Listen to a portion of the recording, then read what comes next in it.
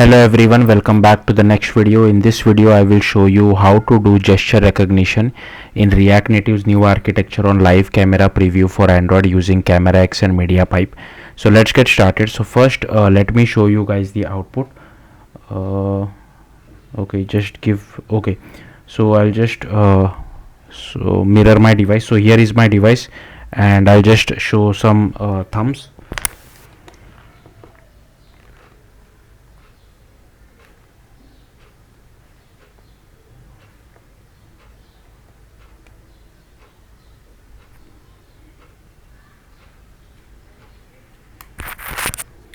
Okay, so hopefully you have got it. I have already given the camera permissions, that's why it didn't ask me for camera permission. So first you need to go to this particular documentation. You need to scroll down and here you need to download this particular model hand gesture classifier. Then you need to go to this particular documentation and you can just create a React Native project by running this command. I am using React Native 81, which is the latest at the time of me recording this video, and instead of demo you can write your own project name.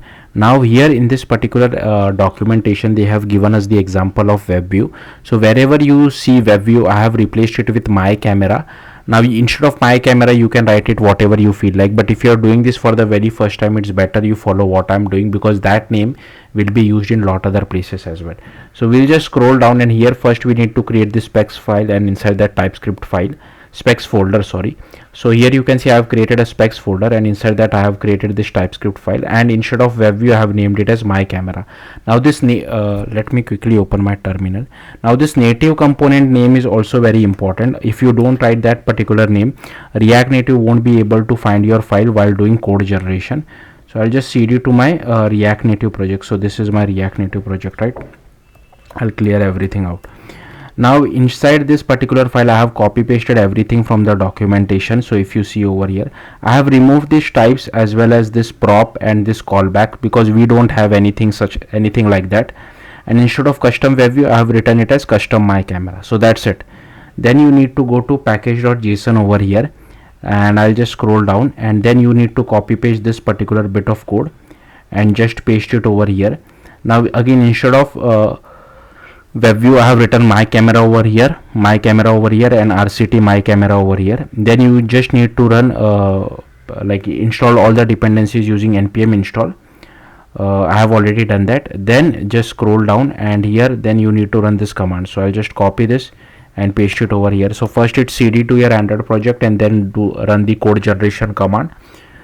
So once this command is run, you can just go to the Android folder. You can go to app, go to build.gradle, and here first you inside dependencies block you need to add this MediaPipe task vision, camera core, camera 2, camera lifecycle, camera view, as well as constraint layout dependencies. Then go to src main, and here inside main creates an assets folder, and here you need to drag and drop the MediaPipe model which you downloaded from that website. So just drag and drop it over here. Then inside Android manifest.xml you require this uses feature of Android hardware camera as well as camera permission. Now if you see the docs, we'll come back to this file later on because this will be completely different. So first you can just create this React web view manager.kt file. So just go to java com my camera and here firstly create this React my camera manager.kt. Again this I have copy pasted it from docs, but everywhere wherever you see web view I have replaced it with my camera. Also I have removed some code. So if you see I have not written this code because we are not passing any prop, and I have also removed this code because we don't have any callback as well. So this code is pretty simple. Then you need to create this React my camera package file. Again I have copy pasted this from docs, but everywhere I have replaced web view with my camera. So if you see over here as well, so again the same thing. So I have copied it from over here. Then you need to go to main application. So go to your main application, main application.kt, add this particular import, and you need to add this particular line of code as well. If you see over here, that's what they have done. Now how to use it? So you can just go to app.tsx. Firstly you have to add all these imports over here. Then here we have one state for camera permission, and here we have one method called request camera and storage permission. So if platform is Android, then we just request for camera permission, and if the camera permission is granted, then we just change the state over here. Then inside use effect we just call request camera and storage permission. If camera permission is granted, then we display the camera using this my camera component, else we just display this text component, and here are all the styles for it as well. Okay, then so yeah, that's it. Now let's see the actual implementation. So first you need to create this particular Kotlin file called gesture recognizer. Now I'll simply scroll through this file because even I have copy pasted this code from the MediaPipe documentation. So it's basic code, like here we are creating all the options for it, and if you see over here, we are recognizing the live stream, we are converting image to, like, we are generating matrix, rotated bitmap, mp image, then we pass it to this method. You don't require this method, this is for recognizing from a video, so we are not doing it, but I have kept the code as it is because I have copied it from the docs. And then this is for recognizing from image, again you don't really need this. I have created a separate video 1 year back for recognizing from static image. You need this, is closed. This is for returning results from live stream. This is returning error from live stream as well, and these are all the imports as well. And here we have the data class of result bundle, and here we have the interface of on error as well as on results. Then you just create this overlay view.kt file. Again these are all the imports. Again I'll simply scroll through this file. Feel free to pause the video and just copy all this code. Okay, so I'll simply scroll through this. Okay, so that is done. Then we come to this actual implementation of React My Camera. So again these are all the imports. So here you can see we are extending this gesture recognizer listener as well as life cycle event listener. Here we get hold of our current context. Here is our preview view as well as overlay view.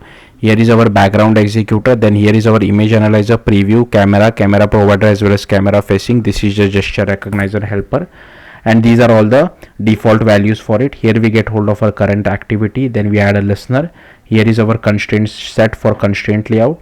Then here we call this method. I'll come back to this why we are doing this. And this entire code which you see, we are making sure the viewfinder occupy the entire width and height of the screen. Same thing we are doing for our overlay view as well. So I'll simply scroll through this. Okay, just give me a second. Okay, then here we apply our constraint set. Then inside background executor we initialize our gesture recognizer and we call setup camera. Then why we are calling this method? So basically this is a hack which we need to do. If you don't do this, you will just see a black screen, you will not see your live camera preview. And if you want to learn more about it, you can go to this particular URL over here. Then here we call setup camera, where we get hold of our camera provider future. Then we get hold of our camera provider. Then we call the bind camera use case, where we get the aspect ratio strategy. Here is our resolution selector. Then we assign our camera provider. Here is our camera selector as well. Then we initialize the preview view. Then we initialize image analyzer as well. And here we call recognize hand. Okay, then we unbind our camera provider, we bind it to the life cycle, we set the surface provider, and inside recognize hand we call pass the image proxy, so we call recognize live stream as well. And inside on error we just log it to the console, and inside on results we do overlay view dot set results to like draw over our hand. Okay, and inside on host resume we just check if it is closed, then we call setup gesture recognizer. And in on host pause, if this is initialized, then we just call clear gesture recognizer. On host destroy, we just shut down our camera executor as well as await termination. So yeah, that's all there is to it. If you have any questions, do let me know in the comments. Thank you for watching. Bye.